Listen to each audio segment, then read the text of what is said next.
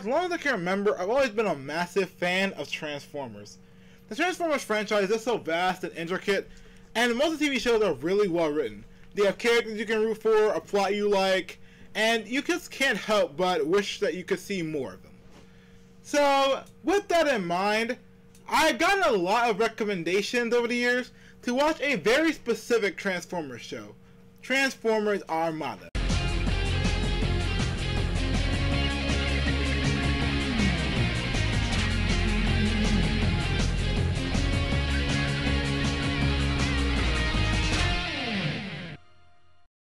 So, I talked with my big sis, and who's also a big Transformers fan, and we decided that we watched Transformers Armada together, and that I'd make a couple of reviews to share my opinion and just break down the plot a little bit. So, yeah, with that in mind, I guess we'll get into it, because I have a lot to say about this season.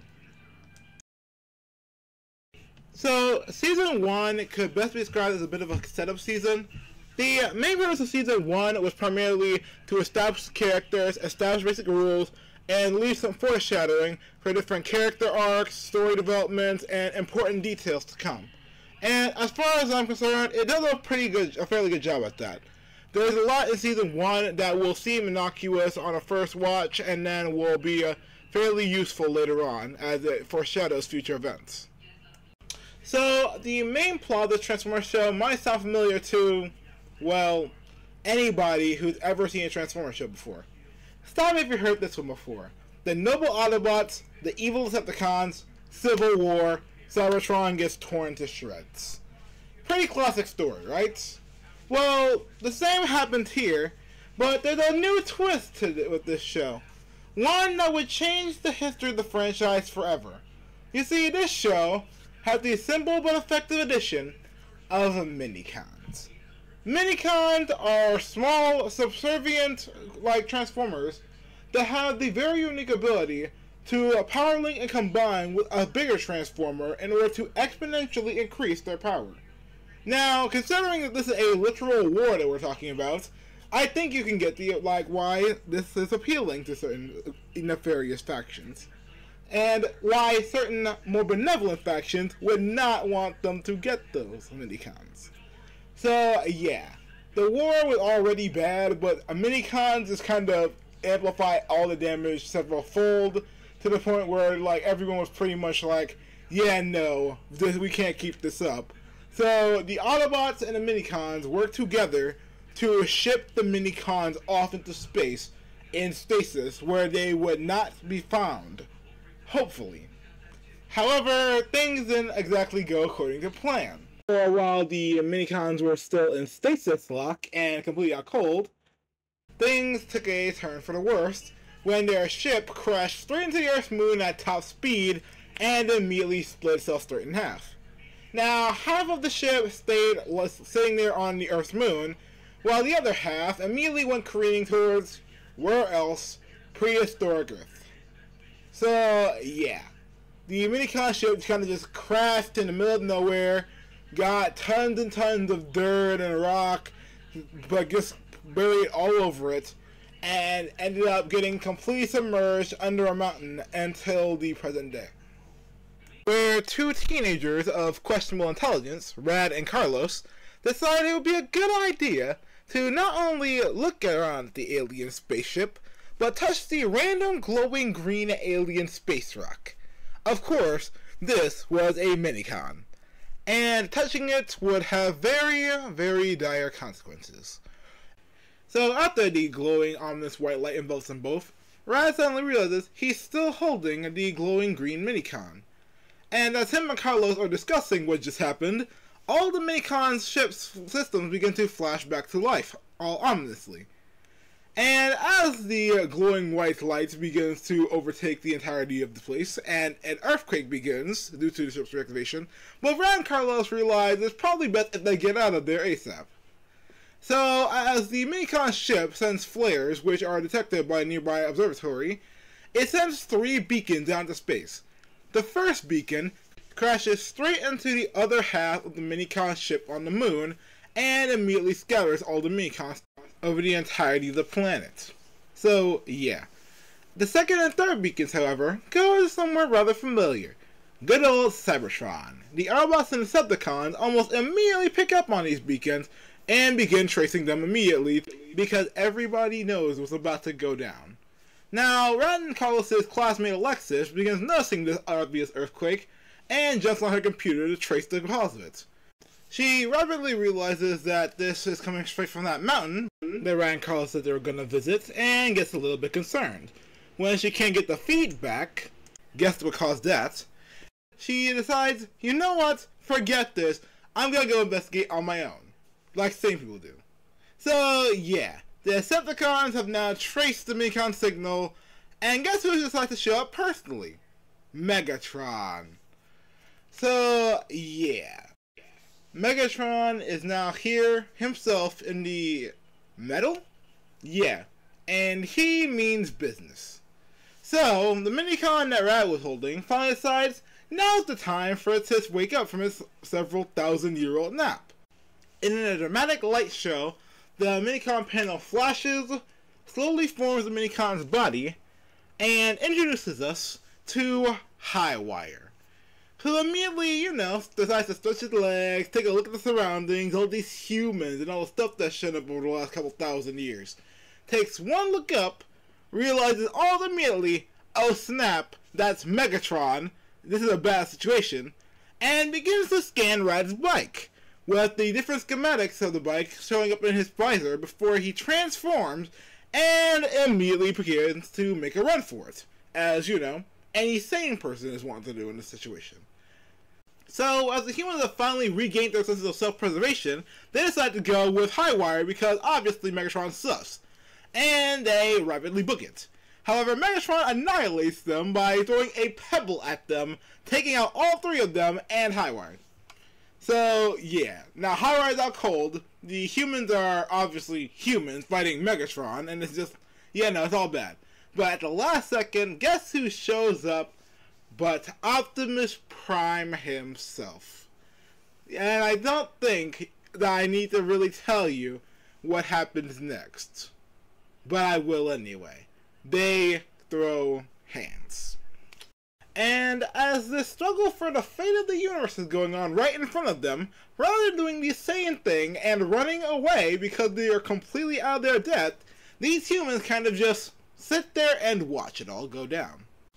Meanwhile, the other Decepticons are finally warping in from Cybertron, Starscream, and good old dumb loyal Demolisher. So, Demolisher attempts to reach for the humans, but right as he's about to, guess who finally warps in? Good old Red Alert, the best Transformer in the show hands down, no debate, and Hotshot. More on them later. So, yeah, the Decepticons get crushed and retreat inevitably. So, after that, the humans go back to the Minicon crash ship, where Highwire leads them to 2 more Minicon panels just waiting to be reactivated. So, obviously, I think you can get where this is going. Alexis and Carlos then immediately, because no one in the show seems to have self-preservation, touch the glowing green space aliens and immediately reactivate them. I think you can get where this is going. Glowing white light, Minicon panels glow green, people stare like slack-jawed in awe, and the Minicon takes form. And that form would be the 2 Minicon partners of Alexis and Carlos. The orange one would be Sure Shock, Alexis' partner, and the other blue one would be Grindor, who, of course, is Carlos' partner. The dub would get this wrong many, many times. But, yeah. Now all of them have their own unique Minicon partners that kind of complement their personalities. And they're all like, oh, wow, look at them, yada, yada, yada, like, etc.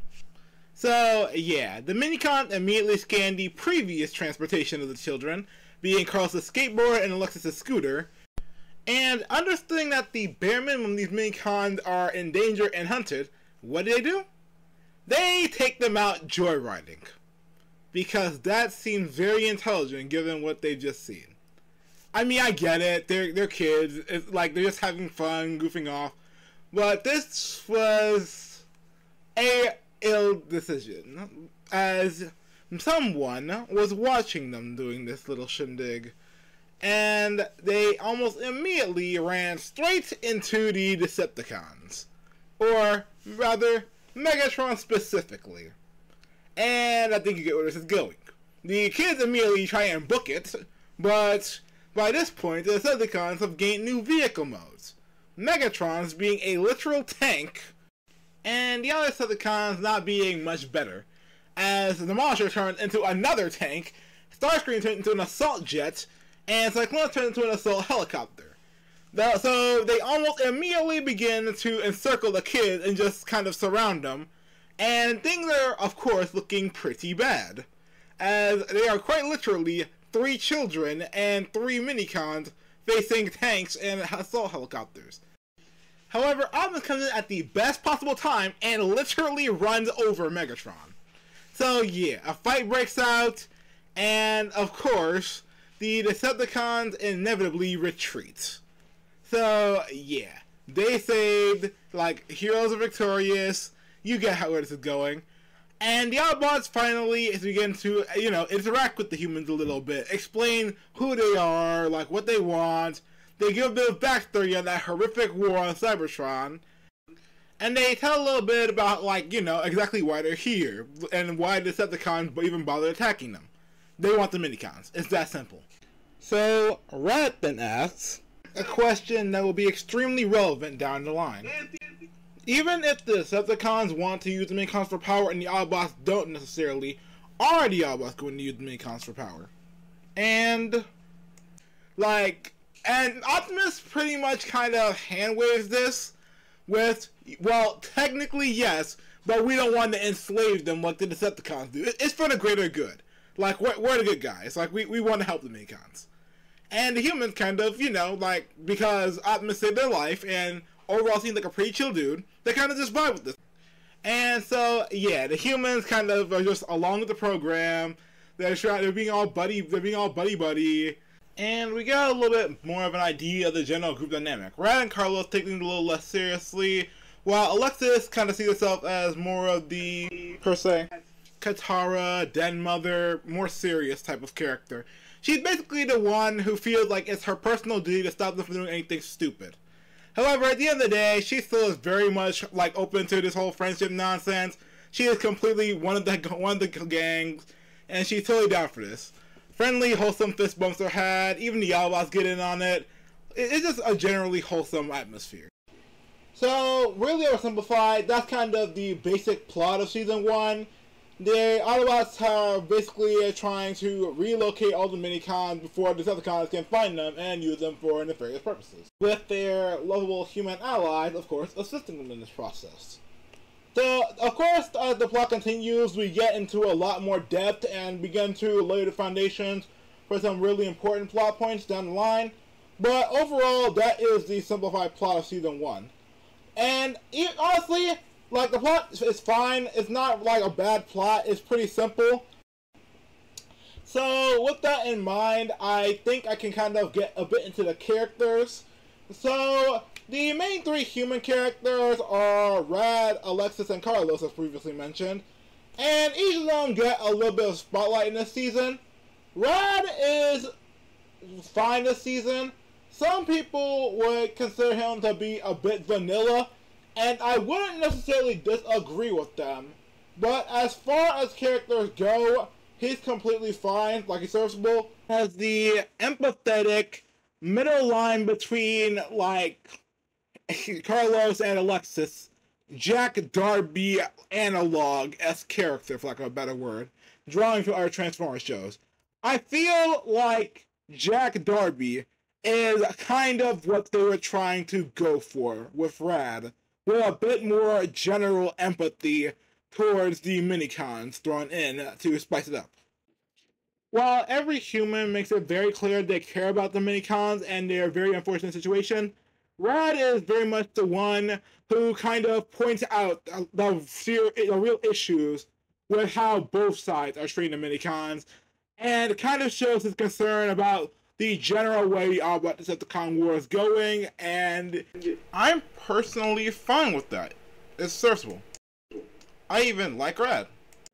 Plus, on the other hand, is a bit of a kind of goes with his gut, doesn't really think things through type of character. Those characters are very much a mixed opinion type, especially with me. I do not necessarily dislike Carlos, especially in Season 1, but to put it politely, he is my least favorite of the three humans. He does not think things through at all, and he makes a lot of dumb statements. However, he is a fine enough character for the first season, and he'll get a bit more fleshing out as seasons go on. But he's the human I generally will have the least to say on. Carlos is just middle of the road for me, even more so than Rad. Alexis, I've already talked about a little bit.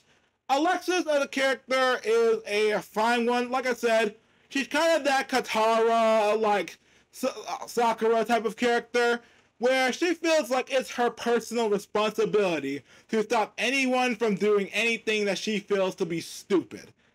And to her credit, these characters do a fair bit of things that are stupid, that she tries to tell them not to. But even so, that type of character that can be a bit grating on some people. As far as she goes, I think she's fine. Like, yes, she is kind of the, like, stick in the mud type of character, but at the same time, you very much can tell that, like, she does consider them her friend. She very much is, like, she very much does deeply care about them. She's willing to, like, do friendliness, and sometimes she even does go along with their stupid shenanigans out of personal loyalty to the group, even if, of course, she will point out there's a stupid shenanigan. So, yeah, she's fine. Oddly enough, we get a surprising amount of fleshing out of her character this season, in terms of the fact that we get her ambitions. She actually wants to become president one day, or at least become a person who's in politics, because, of course, she feels as though she personally can, make the world better. It's just the world put her in charge. She has a bit of vanity and pride to her, but, like, it all comes from, like, a relatively good center place, even if somewhat arrogant. Alexis has a bit of skill with technology, which we were actually able to see in the first episode when she was tracking down the earthquake that these two clowns made when they touched random alien technology. But we're over that now. So, yeah, that's a brief summary of the three humans. And with that in mind, we can kind of transition a bit into the different Autobots of this season. First off, let's go with the classic Optimus Prime.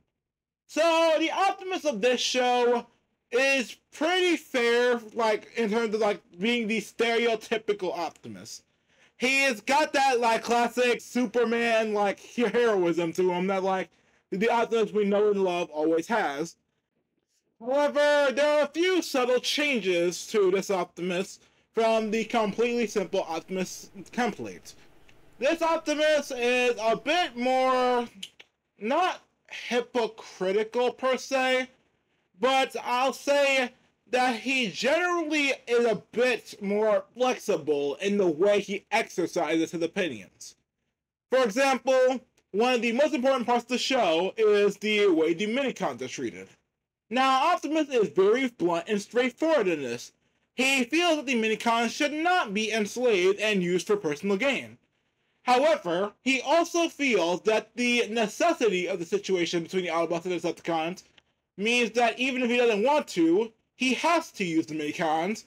And even though he does try to treat the Minicons in a very polite and, like, respectful way, he does kind of fall into the trap of behaving a bit like their tools now and then. In fact, like, all the Autobots, for the most part, kind of fall into this trap on, like, a broad spectrum. Red Alert and Smokescreen don't do this that often. And even Hasha has his moments where, like, he's a bit more casual, but Optimus, he doesn't always treat the situation with the Minicons with the gravitas that it deserves, in terms of the fact that they are literally using living beings as weapons, and that even when the Minicons as a whole are broadly pacifistic in nature. And he tries to be completely like, he tries to keep this information in mind, but like, he's really kind of fallen into that ends justify the means sort of trap that can kind of be used to try and justify everything. And we'll get a bit more detail on just how deep this mentality goes in Season 2. But yeah, for the most part, he is the Optimus that we know to an extent. He is like the kind of goody two-shoes who wants to do the right thing. However, in battle, though he isn't like a dirty fighter per se, he most certainly is a ruthless fighter. Optimus in battle will use whatever means beyond just weaponry that he thinks will work. Like, he won't just pull out, say, his blaster and just shoot you, like, out of nowhere, though he completely considers that fair game. But he'll use pretty much any type of technique that he thinks will work on you for a second. Like, he's not a fighter that will throw a pile of dirt in your face to buy some time, but he very much is the type of fighter who will run you over in truck form before shooting you. He did that twice. And he's also the type of fighter who will not hesitate to quite literally throw you down a flight of stairs if he thinks it'll work. So yeah, he's Optimus Prime as we know him, but he's got a few darker streaks and edges to him that some Optimuses may not have. He's also not as broadly competent in a lot of the things that some Optimuses may be more competent in. However, with this in mind, it's a good thing he has a wonderful second in command to cut the slack for him. Red Alert. Red Alert is one of my favorite characters, as he is my sister's favorite character, hands down, and he's in her top 3 out of the entire franchise. With good reason. Red Alert is the Transformers Prime Soundwave of the Autobot cause. He can do pretty much everything that the Autobots need him to. If they need him to be fit, they need him to fix somebody, he's got it. If they need him to locate something, he's got it. If they need him to fight, he's got it. If they need him sniping something, he's got it. If they need pretty much anything, Red Alert will do his best, and he will have it. And this has been repeatedly acknowledged in show. As a person, however, Red Alert is a perfectly fine character, even there. Red Alert is a person who's very much about the efficiency and rationality of his actions. His main thought process is usually just no nonsense, straightforward. I'm gonna do my job, I'm gonna do what I've gotta do, I'm gonna help who I've gotta help, and I'm going to just be completely nonchalant about it all. Red Alert does not really overthink things, for lack of a better term. He knows exactly who he is, what he's gotta do, and at that point, he's just like, I'm gonna do it, and then just move on his day. It's all the same for him. Even when he has disagreements with characters like Hotshot, it's not really like a true conflict for him. It's just kind of like, oh hey, you're not contributing, but even then, I'm just pointing it out. So let's move on, because this isn't really an issue. People get more annoyed with Red Alert than Red Alert will ever get with them. Hotshot held a day-long grudge over its conversation with Red Alert, while Red Alert just completely moved on when Optimus, came to ask what the issue was. He was like, there is no problem, because to him, there was no real problem. It was just a bit of a conversation with some disagreement involved. He completely moved on, and then when Hotshot got himself captured, immediately proceeded to save him from a 1v4 scenario. Yeah, so that's just generally Red Alert's character. To him, he's an Autobot, and that's kind of pretty much it. He will always speak in the same monotone, in that polite voice that's just kind of like, okay, I'm doing my job. I've done my job. What else is needed? I'm doing my job. I've done my job. Moving on. That's not to say he doesn't have any personality, however. He does show some small sign of enjoying when he was able to pull one over on the Decepticons, with one of his most frequent victims in Season 1 being Starscream, who he managed to not only stop from taking a Minicon once before letting his stupidity send him crashing into a pit. But he also managed to get him again when Minicons were storming the base at the end of Season 1. All he had to do was infuriate Starscream to the point he jumped at him, at which point Red Alert revealed it was a trap using a fake Minicon that basically sent Starscream into a death pit where he was immediately crushed and left there.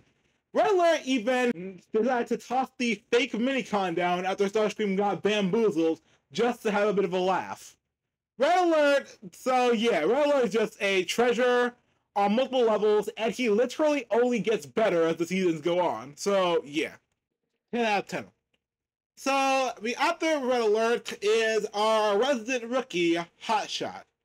Hotshot is a character who has a lot to prove, and he really does try to prove it. Hotshot is a character who really is giving it 110%. He really does want to, do his part for the Autobots and, put his best foot forward. But at the same time, he kind of, in some ways, has a bit of that Transformers Prime early smokescreen energy, where, he kind of wants a bit of, glory, and, he's really kind of reckless at times, and that can tend to backfire on him when he gets a little bit in over his head. He also has a bit of an issue with both arrogance, and a bit of a habit to, take constructive criticism in a bit of a negative way, which isn't always the best. Even so, Hotshot is a very courageous character who is completely willing to do whatever it takes to try and protect the Autobot cause. He has repeatedly used himself as bait to try and buy them a little bit more time. He has repeatedly stuck his neck out when situations demanded it. And he built up a pretty good relationship with the kids pretty much near the very beginning. He rapidly grew to have a fairly positive relationship with his Minicon Jolt, and he even plays games with him and the kids together. He is a bit of a child at heart because he's relatively young in terms of a Cybertronian.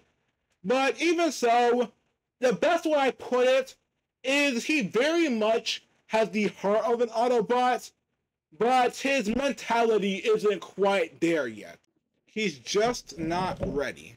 However, he very much does have, the Autobot spirit, and with that in mind, he does get rewarded for having such at the end of the season, for better or for worse. But that's for another season. But so for this season, though he's far from perfect, I would say that Hotshot's character was perfectly fine this season, and I did like seeing where it was obviously heading. Next is Smokescreen. So Smokescreen actually came in the middle of this season, and immediately made himself useful when he was assisting in defeating the Decepticons and saved the kids from a cave-in that was about to occur. So Smokescreen is kind of an old, reliable type of character. Smokescreen gives off, how should I put this, grandpa type of energy. He's a war veteran who isn't exactly grizzled, but he kind of just has that I've seen it all type of energy to him, where it's just yeah, I've kind of just been through this, I'm not gonna overly stress about anything, I'm not gonna, be excessively tense. He's still putting 100% in, but he's not Hotshot, who kind of just takes everything when it comes to, fighting, I'm gonna try, 100%, and I'm gonna, just jump into everything. He's kind of okay, I've been through this before. I'll be through this again. And because of that, I picked up a few tricks. And so, most of the time, if Smokescreen isn't on screen once he's made his debut, it's probably because he's in the back corner about to take the Minicon while nobody's watching. Smokescreen is a very efficient type of person who is willing to do pretty much any role that is given to him. He's kind of like Red Alert, but he gives off a completely different energy. With Red Alert, everything is completely business. He's professional all the time.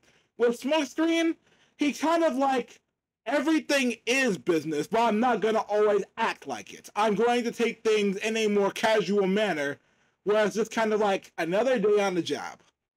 Make no mistake though, when Smokescreen has to fight, he can fight. Smokescreen is a Cybertronian. And in this current time period, with how much the war's been going on, Cybertronians do not live long if they do not know how to throw down. So Smokescreen is very willing to use whatever tactics he has to. An ambush? Completely legitimate. Smokescreen is the type of person who's kind of just like, I'm kind of too old for this. Let's just stop and get this over with. Smokescreen was in the show for a shorter amount of time than pretty much any character, but he immediately made himself notable by his attitude. I like him. So that covers all the Autobots. So next is the Decepticons. First off, let's start with, you know him, you hate him, Megatron. Megatron in this show is a conniving, backstabbing villain through and through. He can fight, because all Megatrons have to be able to fight, but one of his main things is he is a schemer. He loves to scheme, he loves to lie, he loves to betray. So, yeah.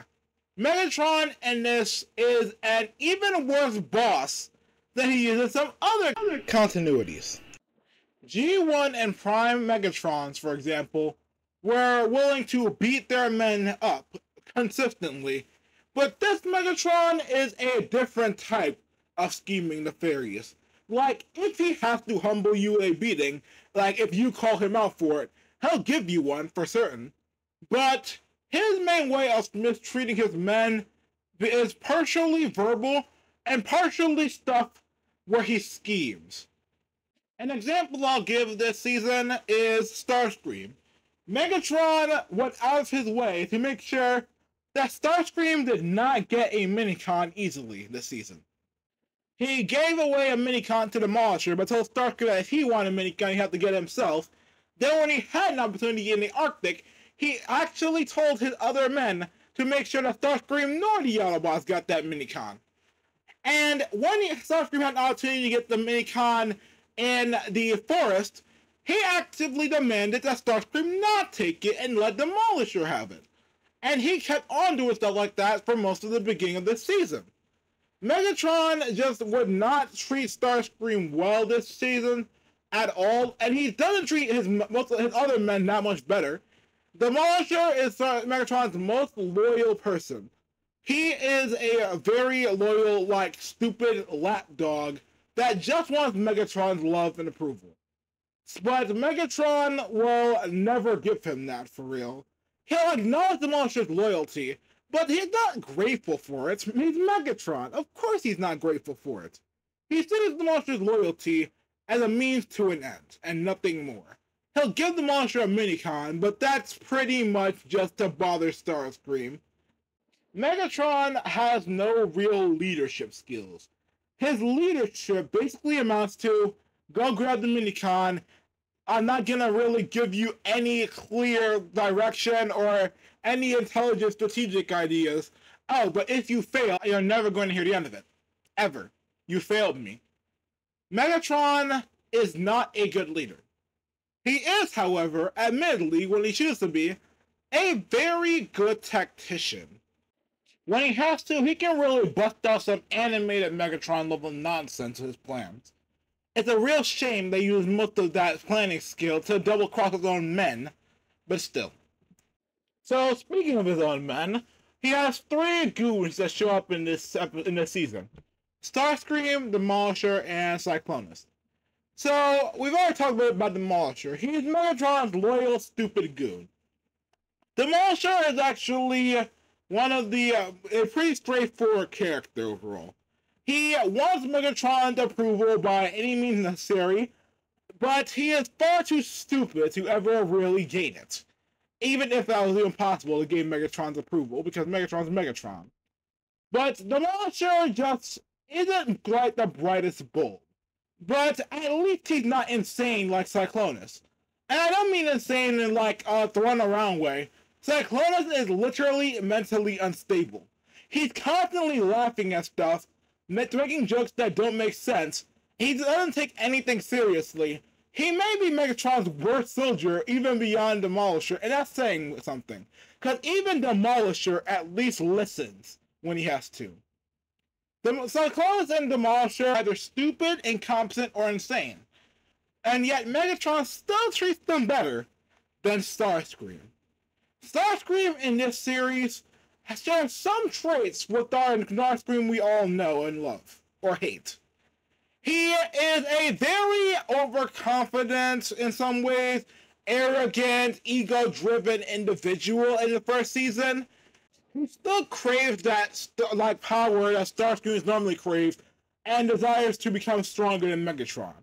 However, Starscream in this show has one trait that Starscreams mostly do not. He's not a coward. He's not a backstabber, in fact. This Starscream has something that is both good and bad when it comes to his goals. He has a bit more decency than most Starscreams. This Starscream considers himself a legitimate warrior, and he wants to become stronger than Megatron legitimately. He has a code of honor in terms of, as far as Decepticons can stretch that. He wants to become the strongest in the universe, and, stronger than Megatron, and, but he wants to do it right, for lack of a better word. As right as Decepticons can do this, anyway. And Megatron really does not have any form of respect for Starscream, even when Starscream is actually trying to be a decent soldier. Because, at least in the beginning, he does have some legitimate respect for Megatron as a leader. But Megatron just does not care about Starscream. Not his life, not what he's going through, not at all, because he's Megatron. And so, when he hears that Starscream trying to get a Minicon, Megatron is like, well, we can't have that, and does everything in his power to stop him. Repeatedly. He keeps treating Starscream like garbage the entire season. And he lets all the other Decepticons get on, too. They keep calling him weak, stupid, they mock him for not having a Minicon. Even though he does better without a Minicon than they ever do with them, but I digress. And over this entire season, Starscream's anger just keeps on boiling and boiling up as Megatron basically sabotages him again and again and again, and it starts to really break down the Decepticon dynamic even more. Until finally, in the 4th episode, Starscream has enough and just decides, you know what? Forget this. I'm getting a Minicon whether Megatron wants me to or not. Cuts the tree in half and finally gets his Minicon. And from then on, he becomes a lot more powerful and a lot more dangerous. And Megatron has to treat him with a microscopic amount of more respect. Starscream in this season had a lot of foreshadowing for the next season in terms of his dynamic with Megatron, his dynamic with how he treats the Autobots, and just his general personality overall. Because even if he got a Minicon, his gripes with Megatron and how Megatron disrespects him are far from over. They've only just begun, in fact. But yeah, that's the Decepticons wrapped up. And as far as Decepticons go, not bad for season 1, not bad at all. But I think it's time for us to get to the selling point of this show, the Minicons. So, the best way I could think to describe the Minicons are basically young children who also have the power of thermonuclear warheads at their beck and call. There is no such thing as an inherently malicious Minicon. Even the Decepticons Minicons are not inherently evil. That's not really how they work. Minicons, for the most part, are kind of subservient to whichever side gets them first. And there's a reason for that will be later on explained over the years. But for the most part, when we do get to see the Minicons' personalities, they are literally just like giant children. They are so curious about anything and everything, and they just really enjoy looking around and seeing everything Earth has to offer. Even Megatron's Minicon Leader 1 is still interested in things like human potato chips, which he can't even eat. But humans are very interesting to them, like human technology, human life, like it's all interesting to them. The Minicons once literally broke out of the base with Rad and Carlos to go to a carnival. And of course, no human was smart enough to figure out this is what's supposed to be, like, occurring at all. Where they did things like play arcade games and look at popcorn they can't eat. Why are Minicons so interested in humanoid food? But it really works because it allows us to see the Minicons for what they are beyond what the Autobots and Decepticons have kind of either deliberately ignored or let sitting into the background under necessity. These Minicons, regardless of their immense power, are not just guns or swords you can just swing around and use as a beat stick. They're not weapons. They are living beings. They're children. Like, and the humans understand that. Like, some more than others, but all the humans, for the most part, pick up on this. Like Rad, Alexis, and Carlos. So, it's really just, there's this dynamic between, hey, these Minicons are people, and hey, these Minicons are weapons to the Autobots and Decepticons. This dynamic is very important to later seasons, and is heavily expanded upon in a way that I generally find decently written. So for season 1, I like the Minicons, all of them, and it's Minicon I wish we'd get to see more of, both in season 1 and beyond, but that's just not how fate turned out. Leader 1. Leader 1 is one of the most tragic characters in Transformers Armada when you really think about it. He, more than anyone, is a real slave and, like, has been a slave for years. He's Megatron's Minicon. He's never getting free.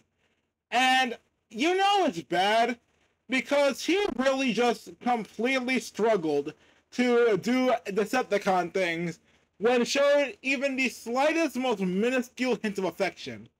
He was really willing to become friends with the humans over a singular offer of a potato chip. I mean, yes, the potato chip was a trap to try and get rid of him, but even then, just the memory of the time the potato chip was offered was still enough that he didn't just kill them. And that's not sad. That small moment of decency was the only show of decency that Leader 1 has ever had in his entire life. And that is pretty much able said for all of the Decepticons Minicons, at least until later on in the timeline. Basically, season 1 does a good job of making it clear that the Minicons are basically just pawns in this entire war, and that they did not ask for any of this. Which means that whenever you see them doing cute little stuff like cheering at a carnival or smiling at children, you can't help but be like, oh, that's cute. Even if it's like a bit cliche, because like, this is pretty much the only time they've ever been able to do something like have fun. Fun has not been a thing for them since their creation. So it's nice to see them actually having a bit of it now and then. So yeah, I like the Minicons. That's simple. Oh, because I almost forgot them, just quickly toss these out. There are 2 characters that show up a couple times throughout this season that are like a bit kind of like bully characters that get a bit more development. Billy and Fred. For season 1, I was a bit annoyed with Fred for the number of fat jokes, but saw potential in him, even when Billy is you know it's bad, because Billy is portrayed as beyond Carlos level stupid, and Fred is bordering that same level. But even then, I saw some things where, like, Fred could have gotten some development, and I might have liked him if they dropped the fat joke number. And I liked his interaction with Leader 1 because he seemed a bit more genuine at times. I'm a bit upset that never went anywhere, but that's just how he crumbles. But as is, for season 1, they are my least favorite human characters, but they have not yet reached like a level for season 1 that I just straight up don't like them. And with that, I think I've covered all of the cast for season 1, so I think I'll just give my final opinion now. Season 1 of Transformers Armada did what it was supposed to do fine. It was a decent start to the show. It got all the characters established nice and neat, got the stakes established nice and neat, set up some foreshadowing nice and neat, and at that point, it did all the basics fine. There were some aspects of it I liked, some aspects of it I didn't, but at the end of the day, it definitely was Transformers, and it did not fail at that. That's more that can be said for some other shows. We're about to discuss. But yeah, I feel like Transformers Armada so far, like season 1, was a Transformers show that people could just get started watching if they were just feeling casual and didn't really think about it. And it's like could just kind of enjoy as long as they didn't overly think it through at first. So yeah, Transformers Armada season 1, I would give a 7 out of 10. It did its job sufficiently, set up the plot beat sufficiently, and left plenty of breadcrumbs for what was to come. And with that in mind, I'm looking forward to creating another one of these for season 2, 3, and 4, where I just give a bit more of my opinion on those, and oh boy, we'll have a lot more to say about those than I do about this. But that's for another day. Thanks for watching this video, and I really hope you just enjoy yourselves, keep enjoying Transformers, and just have a good day.